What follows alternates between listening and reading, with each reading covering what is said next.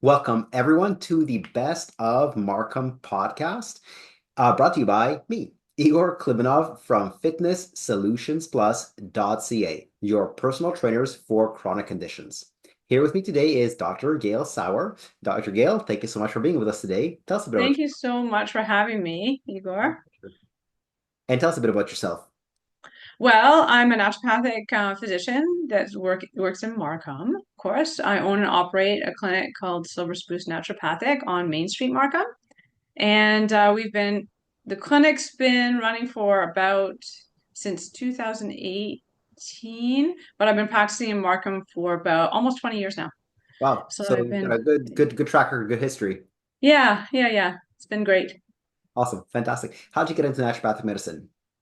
Well, that's kind of an interesting story, actually. When I was about 18 or 19, I was very interested in health and nutrition and fitness and all this stuff and natural health, natural remedies. So I found the naturopathic college and I called the admissions office and I asked them, I'm graduating from high school. What do I have to do to get into this program? And the admissions lady said, well, you need a 4-year university degree and then you can apply. And I was like, oh my God. Like, I said, yeah. And then it's, 4 years, 5 years postgraduate. And I said to her on the phone, like, that's like 9 years of school. And she's like, yeah, it's, 8 or 9 years of school. And at that point, at 18, I was like, there's no way. I'm totally not doing this. Right. So I went off and I went to university and I got a 4-year degree at university. And then I traveled the world for a while and I did a whole bunch of other jobs. And then I came back. I came back to Ontario and then my mom fell ill. Hmm. So that was a real turning point. So my mom falling ill. And then after she passed away, it was kind of like, okay, well, what should I do now? And so I already had the university degree. So then I thought, well, I might as well go and do what I really wanted to do all along. Yeah, And I went to National College. yeah. It was at CCNM. It was, yeah, Okay. So right now I yeah. actually live on Leslie and Shepherd, and if I look out my window, I can see CCNM. Yeah, it's a great school. It's a wonderful program. It's not easy, that's for sure. Spent a lot of time across the road from you. Oh yeah, oh yeah, Yeah, yeah, absolutely. I yeah, used to lecture there from 2016 to 2018. Not as one of the faculty, but just one-off seminars. Uh, yeah. so yeah, I mean, I got to know a lot of NDs, and I'm an exhibitor at the OAND conference. No Uh, kidding. yeah. I was there Yeah. last year. It was my first I'll time. probably see you this year if you're going. Absolutely, Yeah. I'm going. But Yeah. It's a great conference. It's a great school. It's a great program. It's not, like I said, it's not easy. It's really, really demanding. But for me, like, and just the lifelong passion, I just feel like it was so worth it. yeah, I Like mean, it's you yeah, had a calling since 1819. yeah, yeah. Most of the even the students at SCCNM that I speak to, never mind the grads, they're like, I didn't think this was a career option until like my third or fourth year university. Uh, Really? yeah, for a lot of them that was it. Like none of them said like 18, 19. So interesting that you were into it right from the beginning. Well, it's funny. I grew up, my grandmother moved in with us when I was 1 years old because my grandfather passed away. Yeah. And she was known in her community as being the woman that you ask about herbs. She knew everything about herbal medicine. She knew everything about the plants. And she never had any formal training. She just knew. She just kind of had this wisdom that was passed on to her. And so I grew up with this, right? I really grew up rooted in herbal teas, my grandmother picking dandelions, my grandmother picking nettles. And I really was infused in this. And obviously that had played a significant role Huh. in the unfolding. It's almost like there was no other choice. Kind of thing, right? And then just in high school, I just with fitness, right? I was really, really into fitness, and where there's fitness, there's nutrition. Absolutely, they go hand in Yeah, hand. yeah, Absolutely. exactly. Very Yeah, interesting. What yeah. do you like most about being a naturopath? What do I like most about it? Yeah. It's what I'm most passionate about in this profession is empowering people. And that is very rewarding. So giving people a choice and empowering people to heal themselves has been is just is an incredible thing to bear witness to. Oh yeah. And I really, really enjoy it. And I enjoy when people obviously come back and say, oh my gosh, I feel so much better. Like that's why you do it, right? Absolutely. Yeah. Very Yeah. gratifying. Yeah. I mean, my dad just retired from a long career in computer engineering. And I mean, he liked it, but it's a very like you don't get to interact with people in the way that that you hear them say, "I got better." But this is very, very good for you feel good doing your job, because you feel people you see people getting better all the time. Especially in my case where I work with chronic conditions. Like if somebody wants to look great on stage, that's not us. If somebody wants to run a lot faster, that's not us. We can help, but it's not our specialty. But if Mhm. somebody wants to reverse diabetes, osteoporosis, hypertension, fatty liver, that's us. Yeah. That's a tangible improvement in their quality and potentially quantity of life. Yeah. So very, very gratifying. Absolutely. Yeah, it's funny in your sector. I often reference Peter Attia Yeah. because one, his book's great, and two, he's Canadian, which is Yeah. awesome. And not many people know that. Most people think he's American, but he's actually Canadian. And as a reference, I often reference his book so that people can read it to motivate themselves to actually move because that you're right. Like with diabetes, with heart disease, there's the naturopathic piece of the puzzle, but there's the fitness piece. It has to be part of the protocol, Yeah. and Yeah. it's just it's absolutely necessary to combine the two. It doesn't work any other way. Yeah, exactly. There's Yeah. more than one way to go about things. And in my books, I always give people choices. As a personal Hmm. trainer, here's what I can do and here's what I can't do. I can't do surgery and I can't do Yeah. medications, but Yeah. I can help you with exercise. In my books, I also do nutrition supplementation. And I say in my book straight up, you don't have to implement all three. If you just take one of the three, that's going to have an impact. Now, if you combine all three, even better. But even just one, that's going to help you by itself. What's your most recent book called? The most recent I wrote or most recent I Yeah. published? Most recently published book is Fatty Liver Reversal Secrets. Upcoming Mm, book, I already wrote it, but it's not published yet. Should be published probably around June. It's called Chronic Inflammation Reversal Secrets. beautiful. Love it. Yeah, yeah, yeah. And Yeah, it's great. this is a lot of fun for me. This is my 18th coming up. Uh, That's amazing. Good for you. That's awesome. Thank you, thank you. Happy to share them with you if you like. Yeah, I'd love to read them. Yeah, It's a great reference for our patients too, right? Like I have some books on the shelf that I always kind of have them like here at the clinic so I can show people. yeah, Just because for me telling them, I find that sometimes they want to see the data, right? yeah, And so if I have actually reference books that I can say here, read this. It's not too big, a little book, just read it. You'll get a lot of information. Then yes. they come back with a lot more clarity. So it's and there's only so much I can go through in 45 minutes to an hour, right? So Yeah. it's a great way to get people on side. Yes, to me, data is very, very convincing. It's one thing to hear case studies, but then as a scientifically minded person, I'm like, well, but there's all these confounding factors. Yeah. But for me to see like a well-controlled experiment, a randomized control trial, I'm like, that's convincing to me. Yeah, Um, me too. yeah, so the data makes to me that makes a world of difference. Oh, it's one thing to say X supplement or X dietary change helped improve lipids by X amount by Y amount. I'm like, okay. Um, but is it in people? Is it in mice, rats, people? Exactly. I'm always interested Exactly. in is it relevant to my client? My client is not a rat. Yeah. They're not a mouse. They're not just an isolated cell in a petri dish. They are a person. So I want to see research in people. Yeah. Um, I totally get you. Now Yeah, you're we're on the same page. Absolutely. absolutely. Yeah. Now you're not just a naturopath, you're the owner of Silver Spruce. So I am. Yeah, I am the owner. you're also an entrepreneur and a clinic director. So Yeah.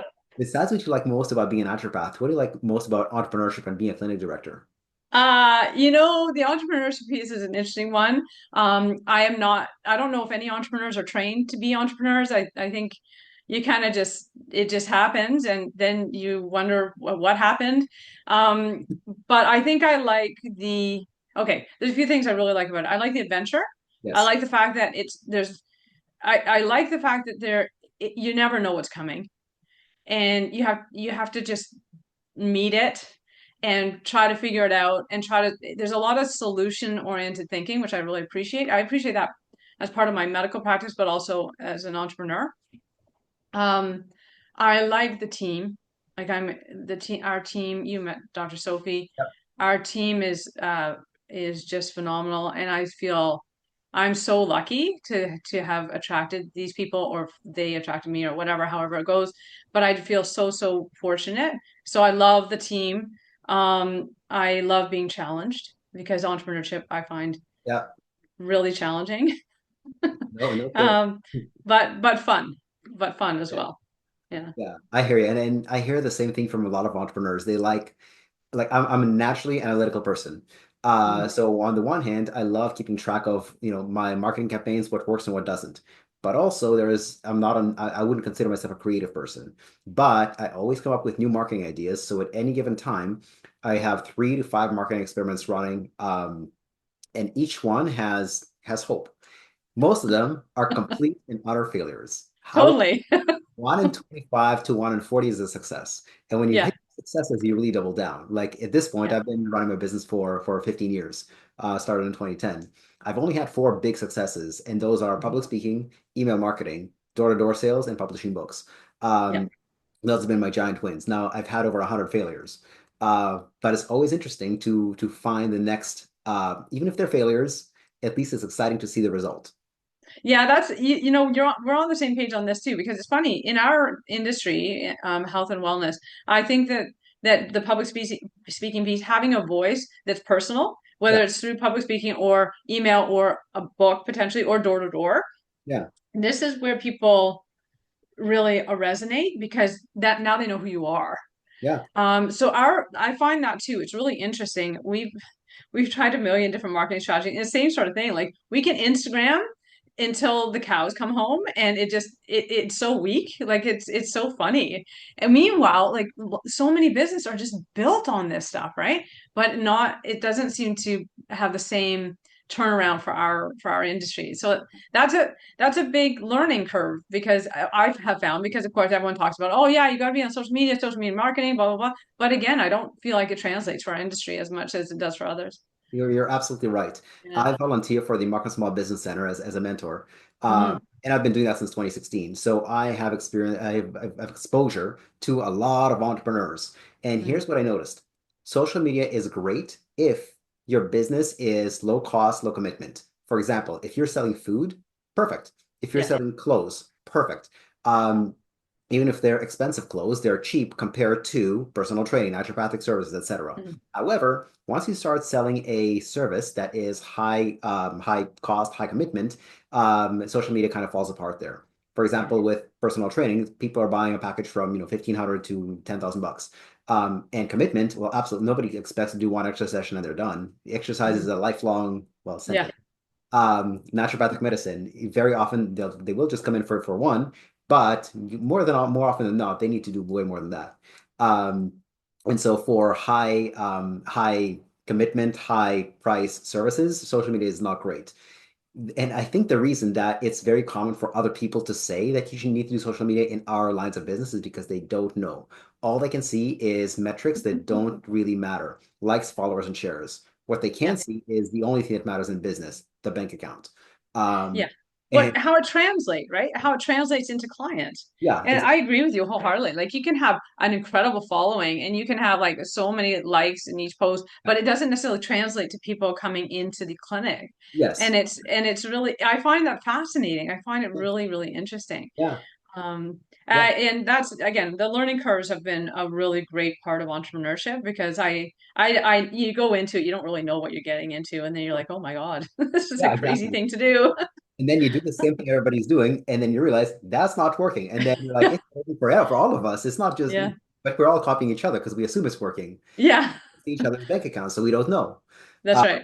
right? There has to be a relationship between social media growth and business growth, right? Agreed. Social Yeah, media grows and your business doesn't. What are we yeah, doing, right? yeah. Uh, And where you're putting your energy, but that's where your analytical mind really comes in handy. I like looking at the data as well, and it's really, um, I find it that's part of the adventure. I find it like super interesting. yeah, Because you can, if you're not careful, you don't look at the data, you can be banging your head against the wall for a long time before you realize that it's not working. absolutely. Um, And that's yeah. where I like to keep detailed, meticulous notes. And I always tell my mentees, what's your data? Usually you don't have data. And Mhm. I say, well, your core skill, let's say it's an accountant or a lawyer or whatever, you take that very seriously. You have to take the marketing piece just as seriously as you do the technical piece. Yeah.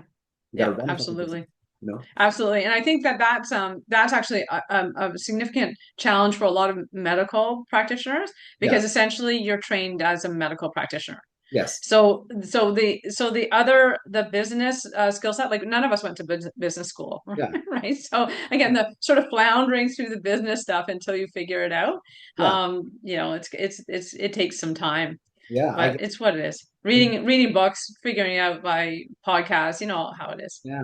My degree Yeah, is in kinesiology, and in kinesiology, of course, they teach anatomy, physiology, statistics, research methods. What they don't teach is marketing. And I don't yeah, fault them for that because most kinesiology grads don't become entrepreneurs, so there's no demand for it. So I took an unconventional path of becoming an entrepreneur. You took an unconventional path of also yeah, becoming an entrepreneur. yeah, Yeah, you're right. Totally. Like for me, the best sources of learning about entrepreneurship is one, books, yeah, and I'm a huge bookworm, 70 to 80 books per year. yeah. And two, just running campaigns, seeing what happens, and then and iterating from there. Yeah, I agree. I read an awful lot. I read a lot of medical books, but I also read a lot of business books just to learn. Yeah, yeah, And yeah, and it's been really valuable. Fortunately, I have some really good mentors that have helped me along the way, friends and family that are way more versed in running entrepreneurships than I am. yeah. So The I've been very lucky. Yeah. The interesting thing Mhm. I find is that the best strategies come from industries outside your own. Like in personal training, if you ask most personal trainers, what do you do for marketing? You'll get two answers. One, referrals, and two, social media. But if you ask them, is there anything deliberate you do to generate referrals? They'll say, no, I just do a good job. So translation, the answer is, I have no strategy. And Yeah, exactly. two, if you they say social media, but when you press them on it, you say, okay, of all your clients, how many came through social media? They say 10%. And I say, all right, and how many is that numerically? There, one guy once told me 10 clients. I said, that's pretty good. Over what Mhm. period of time? They said 3 years. I said, hold on, 10 clients in 3 years, and you consider that good? Uh, Yeah, so yeah, so that's what I don't do with my company. Like referrals are nice, but yeah, you can't rely on them. You have to wait for somebody to do something. It's not proactive. It's not deliberate. yeah, That's why my most profitable strategies came from outside my industry. Like I said, writing books, not something personal trainers do. Door-to-door sales, same thing. yeah, Public speaking and email newsletters. And that's yeah. that. So I often look to industries other than mine for the most effective marketing strategies. Yeah, I agree with that wholeheartedly. It's the same with us, right? Like we do our best to get involved in a lot of community events Perfect. because you know how it is. I think in healthcare and in relationship based businesses, it really is becoming known within the community Yeah, as a sort of a reliable healthcare practitioner, as a reliable carer, as a reliable business, right? That people can trust, that people can trust that the door is going to open every day, that yeah, they're going to be able to see the practitioner, that the practitioner is going to be around, yeah, exactly. right?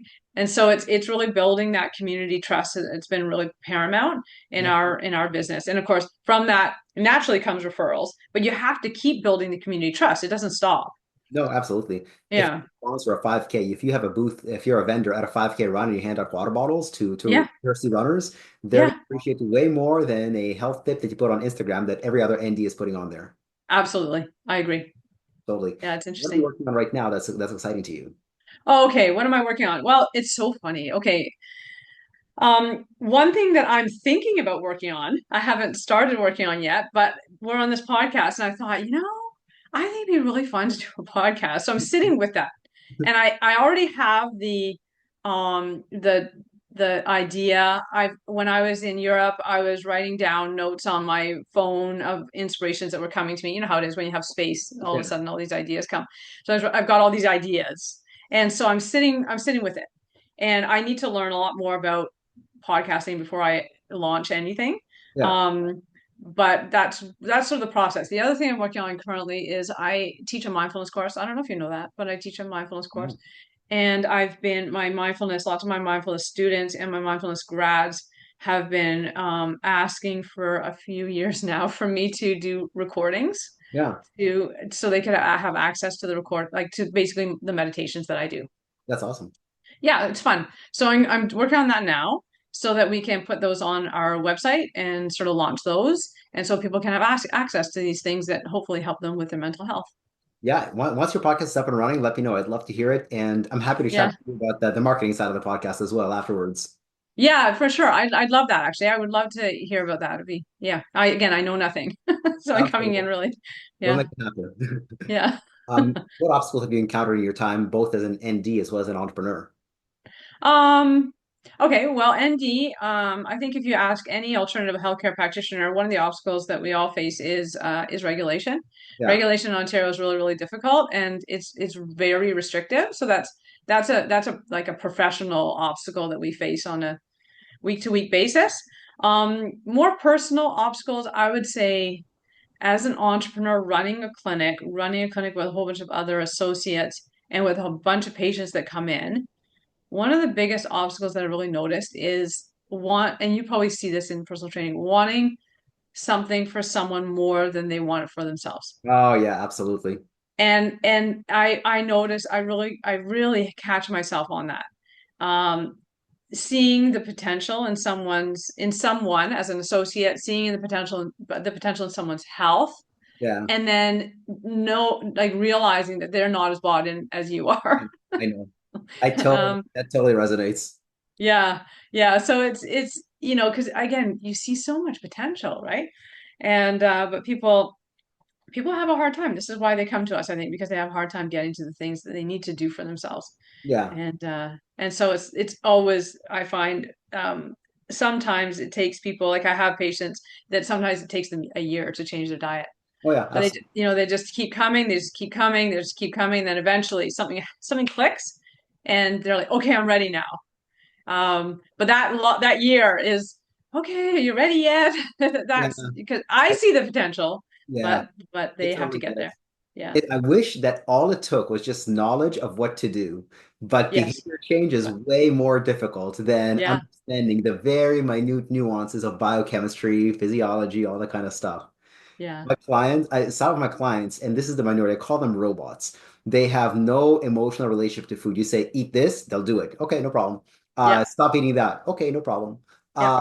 Like those are so easy to work with, but the majority They of are. not in that category. They're like, you're like, eat this. They're like, but how do I fit in my day? What's the recipe? Blah, blah, blah. Yeah. So yeah, behavior changes, I find way harder than the technical side of things. Yeah. Absolutely. This is the I would say this is the biggest challenge that we have in naturopathic healthcare is and even in conventional, like some of the conventional docs try to recommend, changes for blood sugar and I'm compassionate to them um because at least people that are coming to naturopaths are they've gotten to our office, so they kind of want to change. Yes. The patients usually going to the MDs, they usually just want the quick fix. That's why they're going. So Yeah. I'm even a little bit more compassionate to what the MDs face. I think they have a more difficult time getting Yeah. the buy-in. Yeah. And I mean, I hear these complaints all the time that an MD will just push a pill. Yeah. Uh, but listen, I've been doing this long enough. I understand why. And Yes, me too. very little faith in a person's ability to change their behavior. Yeah. Take a pill, that's an easy fix. I mean, it comes with a bunch of side effects occasionally. Yeah. Uh, Obviously, has some very good safety profiles, but I completely understand why the MD does that. Yeah, me too. I really understand. And the longer they're in practice, the more you see it. Yeah, They yeah. just, the longer they're in practice, they just get cynical and they just prescribe, right? Yeah, the more jaded they are, they can sit there Yeah, for half an hour about here's the diet you need to eat for fatty liver or dyslipidemia or anything like that. But yeah, here's a statin, that's much easier. yeah, exactly. Yeah. What do you do in your free time?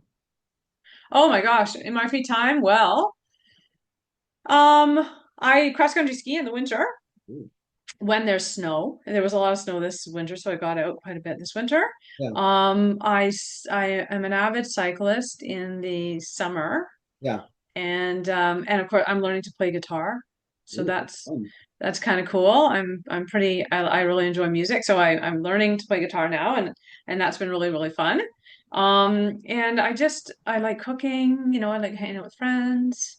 It's just a simple life, really. I Yeah, like just having a simple life, yeah. It going doesn't to yoga. make us happy. Yeah, exactly. Yeah. Definitely, I like to play tennis in the summer 3, 4 times a week. And back in, I wish I kept this going, but back in elementary school, I used to love playing the trumpet. I No was, kidding. I used to play the trumpet. yeah, yeah, yeah. I was in Yeah. every band, jazz quartet. Yeah. Unfortunately, in a Jewish high school, they value medicine and accounting. This Yeah. is Yeah. absolutely true, and music not so much. So because Yeah. of the music program, and that kind of went nowhere. Yeah. Um, It's too I bad. miss the trumpet. Yeah, no, I used to play the trumpet. I used to play the cornet. Same with you in the jazz band, in every band that I could play in. I played the piano, and now I'm onto the guitar because I've always wanted to play guitar. Yeah, And I just I've really, it's been so fascinating because, and you can appreciate this as a trainer, because my typing has improved yeah, because I'm building these new pathways, right, with yeah, my fingers, and it's fascinating to notice how quickly the body sort of adapts to a new activity and adapts to a new sort of new coordination. It's yeah. really, really, really interesting. So I heard something very interesting on the Joe Rogan podcast, Uh-huh. multiple times, by the way, that surgeons who are also gamers make like 25 to 37% fewer mistakes in surgeries. That's to me, that's like mind blowing. That's out of this world. Yeah, that is out of this world. That's a massive statistic, actually.